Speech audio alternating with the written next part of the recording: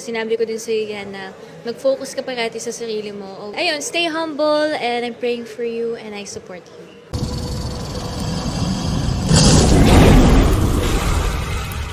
So ngayon mga kaibigan ay ating pag-uusapan ito si Eman at Jillian Ward. Naku po, grabe mga kaibigan, dahil sa ngayon mga kaibigan, napakarami pong sumusuporta dito sa dalawa na ito mga kaibigan. Pero marami po ang issue na lumalabas dito sa social media about dito sa kay Eman at saka kay Jillian Ward mga kaibigan. Alam niyo mga kaibigan, kasi sa una't simula pa lang mga kaibigan ay marami nang kinilig dito sa dalawa. Grabe mga kaibigan, no? So, kahit anong sabihin ng ibang tao mga kaibigan, anong mga lumalabas dito sa social media, ay talagang marami ang humahanga dito mga kaibigan. Tapos marami pa tayong napalitan dito mga kaibigan, no, na pinagbawalan daw ito si Eman at si Jillian Ward na mag-sweetness. Alam mo mga kaibigan, hindi naman natin mapipigilan yan di ba? Hindi mapipigilan yan mga kaibigan na magtaka yung mga tagahanga ni Jillian Ward at Eman Bacosa Pacquiao. Kasi marami na po ang nakasubaybay dito sa kanila mga kaibigan. So marami po kumakalat dito sa social media na ang nagbawal nito mga kaibigan, walang iba daw kundi ang isang GMA Network. Ayan, totoo kaya ito mga kaibigan? So marami talagang dito, maraming nagtaka kung bakit nagawang ganun, di ba?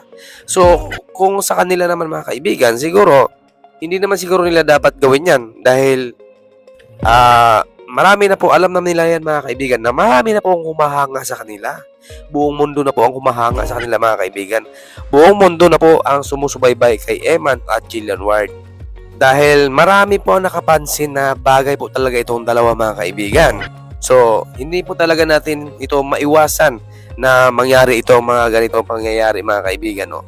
So, hanggat nandito tayo mga kaibigan ay suportaran pa rin natin sila mga kaibigan. Huwag po tayo basta-basta na maghusga, di ba? Huwag tayong basta-basta na maniniwala kasi lahat ng mga binitawan nilang mga salita mga kaibigan ay kumbaga parang pigil. Kumbaga parang mayroong nakaharang. Kumbaga nilagyan yung boundary, yung nila, yung nila, may boundaries sila sa isa't isa. So hindi naman natin maiwasan yan kung mga magulang o parents ang nagsasabi sa kanila na gano'n, na wag mo na masyadong closeness.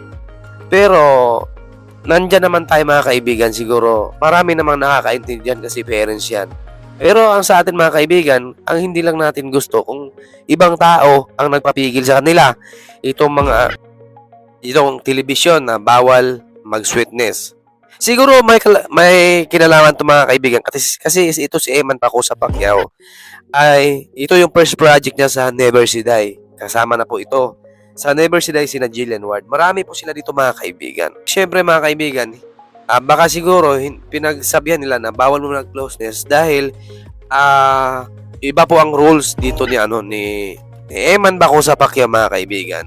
So kung gano'n mga kaibigan, bakit na lang hindi nila bigyan ng project yung dalawa na mag-tandem, maging love team mga kaibigan? Makikinig lang tayo hanggang matapos ng Never Si Die kung meron ba silang ibibigay na bagong project dito kay Eman at Jillian Ward. Kasi sa lahat ng mga mga kaibigan, sa lahat ng tagahanga ni Eman at Jillian Ward, mas lalong ito yung maraming tagahanga dito, maraming sumusuporta sa kanila kahit saan, ibang bansa mga kaibigan. So sa ngayon mga kaibigan, parang tahimik sila, wala silang imikang dalawa. Kumbaga hindi sila nagpo-post sa social media. Naging trending itong tinanggal yung bio ni Eman doon sa TikTok account niya. So marami yung nag-react doon kung bakit ganun. So mapag-usapan natin yung mga kaibigan kasi kung bakit niya tinanggal. So alam niyo mga kaibigan, sa dami ba namang nakapansin dito kay Eman at Jillian Ward, ito pa talagang pinagbabawal na mag-closeness ng dalawa. Magbawal mag-sweet. Kumbaga, siguro hindi naman siguro pinagbawalan na magsama ang dalawa. Pero yung sinasabing sweetness mga kaibigan is na yan Kumbaga kapag naugalian na nila yan maging sweet, hindi mo na talaga mapipigilan yan. Pero dahil, siguro kung magulang lang talaga ang ang nagpipigil, siguro, baka hindi nila kayang, hindi nila kayang pigilan. Pero dahil nga, may trabaho sila, si Eman din may trabaho din, so, nandun sila sa showbiz mga kaibigan. So baka naman merong nagpapigil ito. Kumbaga, walang iba kundi ang JMA mga kaibigan. So yun po ang duda ko. Yun po ang lumalabas sa social media na itong GMA Network ang nagpapalayo sa loob nitong dalawa. Kasi lahat po ng mga ni Eman Baco sa mga kaibigan, ito na pag-usapan na natin to, nandito na to sa panoorin natin tong usapan ni Eman Baco sa Pacquiao at dito kay Tito Boy Abonda. Nandito po sa Pastok mga kaibigan. Ito po yung pangalawang interview ni Eman Baco sa Pacquiao dito kay Tito Boy Abonda. Kasi alam mo mga kaibigan, pag sikat ka, syempre, lagi kang tinatawag, ini-interview. Siyempre, sikat ka mga kaibigan eh. Saka inamin naman dito ni mga kaibigan, inamin naman dito na ni Eman Pacquiao na talagang nagsiselo siya dito. So, doon pa lang sa sinasabing pagsiselos mga kaibigan. Siyempre, baka nagsilo si Eman Pacquiao dito sa mga kasamahan niya. Diba? Kasi ito mga kaibigan, marami pong, kumbaga, kung tutusin, huwag mong sabihin na walang nagkakagusto dito kay Jillian Ward, dito sa mga kasama niya, dito sa telebisyon, di ba? Sa showbiz. So ito guys, panoorin natin itong second interview ni Eman Baco sa Pacquiao dito kay Boy Abonda. Pag nai-inlove ka, talagang you fall hard. Yes. Seloso ka. Medyo. So mga kaibigan, hindi naman talaga maiwasan yung magselos mga kaibigan. No? So ito kasi si Eman dito mga kaibigan ay umamin po na siloso siya, nagsiselos po talaga siya. So pag nagmahal ka kasi mga kaibigan, hindi talaga maiwasan yan na magsiselos ka. Lalo na pag yung taong pinagsiselosan mo kasi namahal mo. Kasi hindi naman talaga magsiselos kung hindi mo mahal yung isang tao mga kaibigan, di ba? So, inamin din nito ni Eman mga kaibigan na seryoso po siya pag nagmahal siya. So, dito mga kaibigan, malalaman natin to yung lahat ng mga sagot dito ni Eman Baco sa Pacquiao. So, lahat po ng mga sinasabi niya dito parang pigil, di ba? Parang meron pa rin siyang tinatago. Parang meron siyang hindi inilabas lahat dito sa pag-uusap niya dito kay Tito Boy Abonda mga kaibigan. Nung una mong makita si Jillian, Kinakabahan, masaya, tsaka blessed. nagandahan ka. Super po. Okay. So, inamin dito ni Iman mga kaibigan na talagang sobrang nagandahan siya kay Jillian Ward. Kaya inamin niya dito mga kaibigan na crush niya talaga si Jillian Ward. So, kahit sino naman po mga kaibigan, no? Talagang yung unang pagkikita nyo, halimbawa kung magkikita kayo doon sa crush mo, siyempre, kakabahan ka talaga. Ito yung feel ni Eman dito mga kaibigan na talagang kinabahan siya. Wala pong sinong lalaki na hindi kakabahan, lalo na pag seryoso yung saloobin mo para sa kanya mga kaibigan. Kumusta? Ano ang epekto nun sa'yo? Lalo na nung nasa ring ka, di ba? Nakitang Gilas. gilas. Oo. So ito nga mga kaibigan, no? So ito rin ang sinasabi dito ni Eman Baco sa Pacquiao na siya pala talaga ang nag-imbita kay Jillian Ward. Kaya pumunta doon sa laban niya, yung unang laban niya doon sa ibang lugar ng mga kaibigan. Kaya doon siya, doon na appreciate ni Eman Baco sa Pacquiao na sinusuportahan din siya ni Jillian Ward mga kaibigan. Kasi nakikita naman natin na lahat po ng pamilya po ni Eman nandoon naman po talaga, at saka yung pamilya din po ni Jillian Ward, like yung mama niya, so nandoon po. So malaking tulong din naman po kasi para sa kanya, kumbaga yung sinasabi ni Eman dito mga kaibigan, talagang tumataas yung yung kumbaga nagiging kondisyon siya sa laban dahil nandyan nga yung taong mahal niya na crush niya pumunta doon sa laban niya mga kaibigan. So kahit sino naman talagang kailangan nating ipaglaban yung laban natin. Kailangan natin ipanalo yung laban natin dahil pinapanood po tayo ng taong gusto natin mga kaibigan. Kahit sinong lalaki yan mga kaibigan, talagang ipanalo mo ang laban. Lalo na pag nandyan sa tabi mo nakapanood sa iyo yung taong gusto mo mga kaibigan. Diba? Sobrang sweet nito mga kaibigan. So, dito napapansin ng mga tao na mahalaga yung pagpunta ni Jillian Ward dito mga kaibigan sa pagdalo doon sa laban ni Eman Baco sa Pacquiao. So, dito pala mga kaibigan, makikita natin dito merong yakapan, di ba? Po mga kaibigan. So, kahit sino pong tatanungin nyo. So, dito sa na to, kumbaga, parang meron na talagang namamagitan dito sa dalawa eh. Ayaw lang talaga nila magsalita kasi parang sa ngayon kasi ayaw nilang i-voice out kung ano yung meron sila ngayon. So, lagi nilang sinasabi na friends. So, hindi naniniwala yung mga fans dito mga kaibigan na sinasabi nilang as a friend. So, hindi po naniniwala yung mga fans mga kaibigan. Kasi kahit interviewin man si Eman dito mga kaibigan, mahalata po talaga sa mukha niya na parang meron siyang tinatago na hindi niya inilabas dito sa publiko. Na meron silang sekreto dalawa ni Jillian Ward mga kaibigan. Ano naman ang sinabi ni Jillian? I'm here to support you. Oh.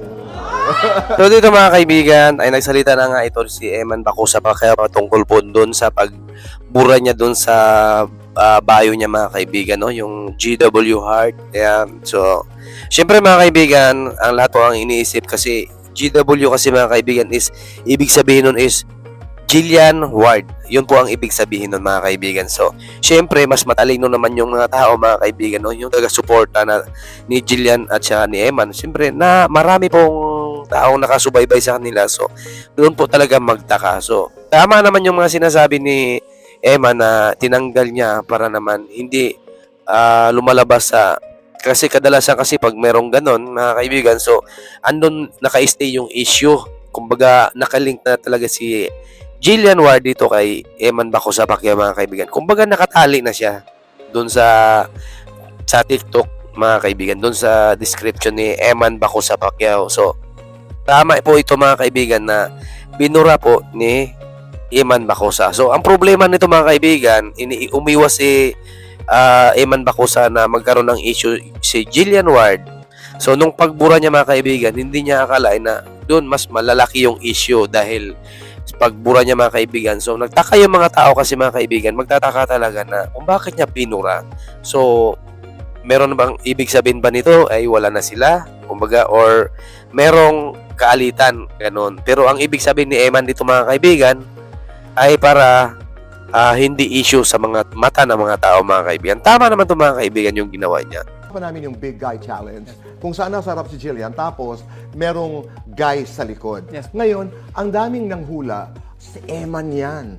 So, what is your story? Ikaw ba yun? So ito mga kaibigan, nakakaduda po talaga mga kaibigan, no, yung sinasabi nilang big guy doon sa likod ng picture niya, no, ni Jillian Ward, di ba? So, yun yung pinag-usapan nila dito ni Tito Boy Abonda. So, parang ayaw pa rin talaga magsalita ni Eman Bacosa Pacquiao. Parang sinasabi pa yan secret. Pero nakakaduda mga kaibigan dahil yung secret niya parang may halong tawa, di ba? So, ayaw pa talaga nila umamin mga kaibigan na Eman Bacosa Pacquiao yung big guy dito ni Jillian Ward mga kaibigan. So, ito talaga grabe itong mga nila mga kaibigan, yung pinag-sekreto talaga nila dito sa relation nitong dalawa mga kaibigan, no? So, marami pong nagdududa dito mga kaibigan na ang big guy ni Jillian Ward dito ay kung walang iba kundi si Eman Bacosa Pacquiao. Kanina, nung hinahanap ko si Jillian, naramdaman namin. Hindi totoo. Naramdaman ko talaga na hinahanap ko talaga si Jillian. Totoo. Pero, dahil hinahanap natin si Jillian, meron kaming surprise para sa'yo. Panoorin ho natin ito. Ayun, I hope you stay humble and I hope na hindi ka magbabago. I hope na kung ano man mangyayari sa life mo, lalo na you're in showbiz, na hindi ka magbabago. You stay humble and do it for God and mag-focus ka lang parati sa mga dreams mo. Sinabi ko din sa iyo yan na mag-focus ka parati sa sarili mo. Always choose yourself and put yourself first, your family first, and God first. Most of all, talaga, do everything for God. And I hope na enjoyin mo lang lahat. And ayun, stay humble and I'm praying for you and I support you.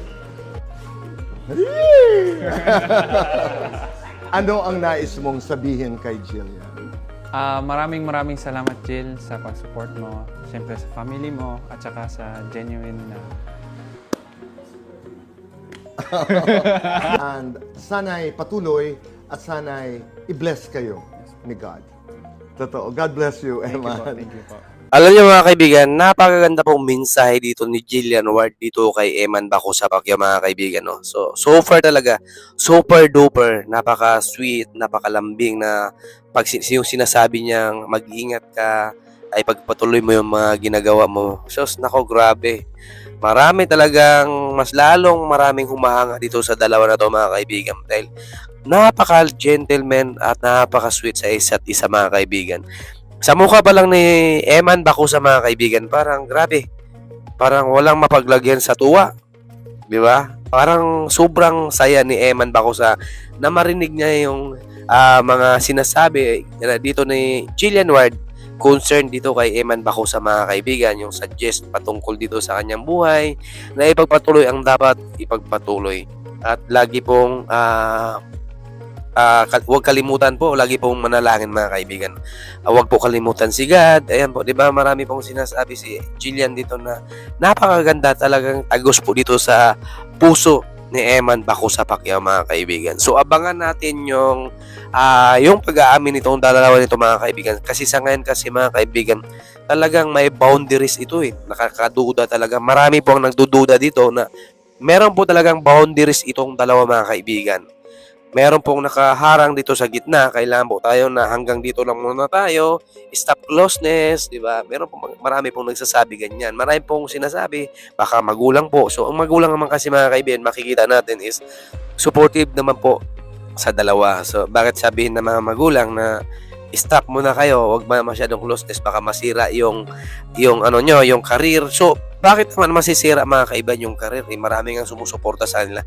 Maraming humahanga. So, marami ang nagsasabi dito mga kaibigan na walang iba ang long distance sa dalawa nito, kundi yung management.